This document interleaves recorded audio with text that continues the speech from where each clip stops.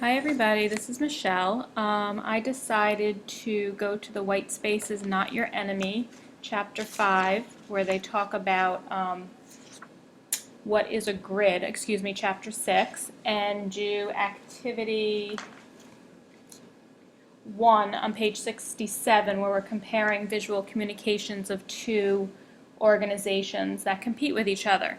So I thought that I would look at ShopRite's website along with Wegmans. So this is ShopRite's, and the assignment is asking you to particularly pay attention to the grid lines and how it's all laid out. So if you look at this website, you can see that the format is pretty clear. You have the different sections on the top of the different services and the different areas where you can look.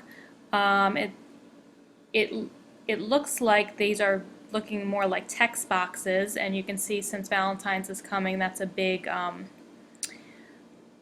focus on the site. You can see that there's equal margins on the left and the right, which is what they recommend, and they're a little different on the top and the bottom. There's actually very little margin on the top and the bottom. When I read in the chapter about bleeding, at first I thought that, before I read it, that there was no bleed because it doesn't go to the edge, but then I later learned that that this white section, even though it's white, is still considered a bleed in web design. It might not be a bleed in print materials. The other thing I noticed was clear gutters between all of the columns. And I think that's pretty much it.